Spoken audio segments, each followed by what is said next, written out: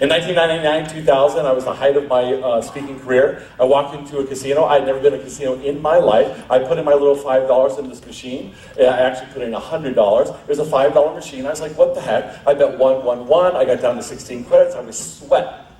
This is ridiculous. And finally, I put the max button.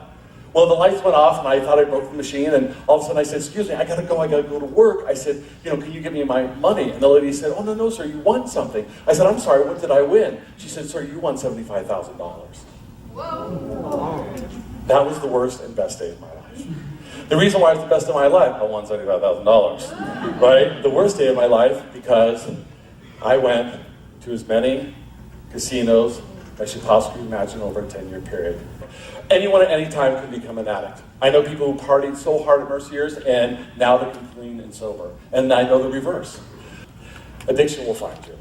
Addiction will find you. It may not be now, it may be later, who knows, but it will find you. It found me. My drug of choice was gambling. I loved gambling. And I knew I needed help. And so I went and sought help. I knew what the number one solution to depression, to addiction, to suicide prevention is asking for help. And so in fact, I did ask for help, and I went to Big Chula. I went to rehab for 4 months. It shows that I'm in recovery. I had a new normal for me, because when I got out of rehab, I went to a new therapist, and he said something to me that blew my mind. He goes, I don't think you have an addiction. I was like, what? He said, no, I don't think you have an addiction. I think you have major depression. And you're using addiction as a way to cope with the depression. 75% of you will not ask for help. And it is the number one key. It's the reason why I'm here, because when you talk about it, the solution starts to unveil itself.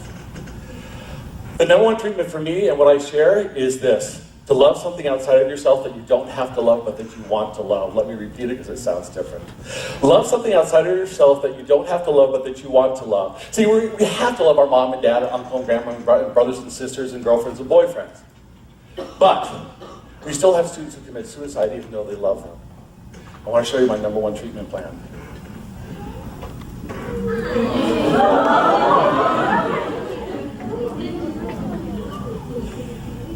This is Sophia. And I want you to know that if you know somebody that's suffering from depression, suicidal thoughts,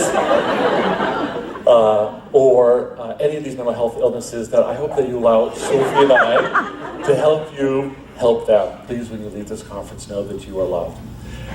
My name is Brent Scarpo. This is Sophia Maria Scarpo. From the deepest recesses of our souls, I thank you for allowing me to be in your presence, and have a great evening.